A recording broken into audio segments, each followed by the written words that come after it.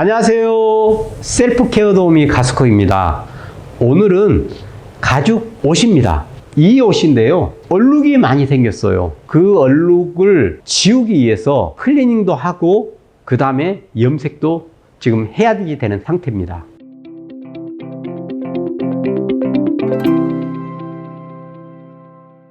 자, 이렇게 피부하고 접촉이 되는 부분은 이렇게 시커매졌고요. 피부에서 분비된 피지가 묻거나 또는 로션 같은 거 바르게 되잖아요. 이 안으로 많이 스며들어가서 까맣게 변한 거예요. 그리고 여기 보시면 까만까만 얼룩들 있죠. 습기 같은 게, 물 같은 게 닿아서 지금 변한 거예요. 색만 변한 게 아니고 그 부분이 약간 줄어들면서 밀도가 높아져 있는 상태예요.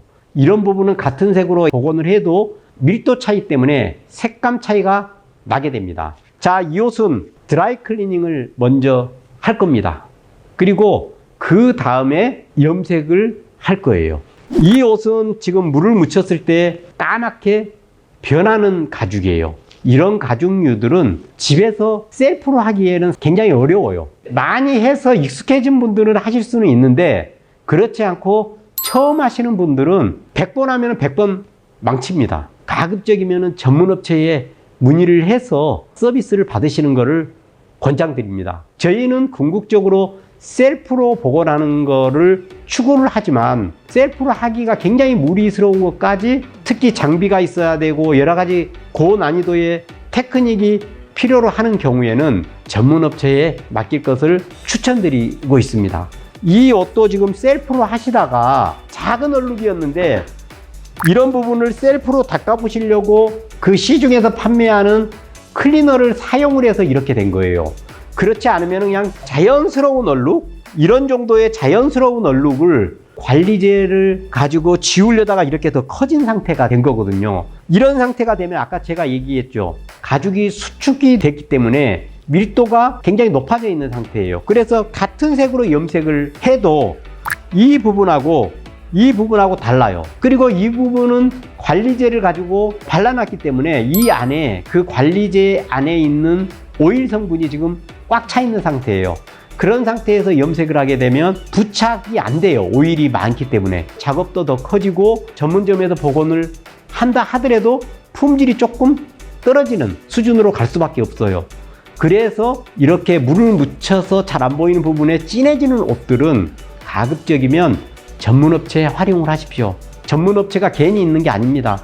그런 것들만 전문으로 할 수 있는 그런 업체를 적절히 활용하는 것도 좋다고 생각합니다.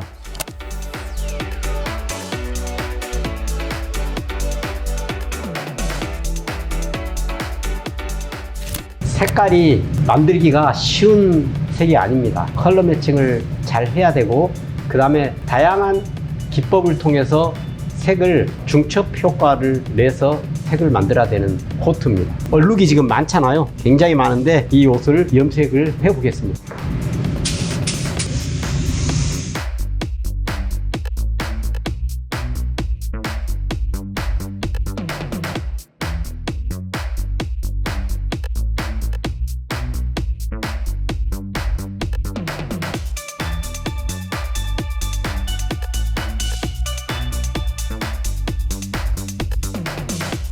관리를 잘못해가지고 얼룩이 많이 생긴 가죽 자켓을 정말 컬러 매칭하기도 쉽지 않은 옷이고, 그 다음에 이런 컬러를 낼 수 있도록 작업을 하는 것도 결코 쉽지 않은 옷인데, 자, 이렇게 마무리가 됐습니다. 한번 보시죠.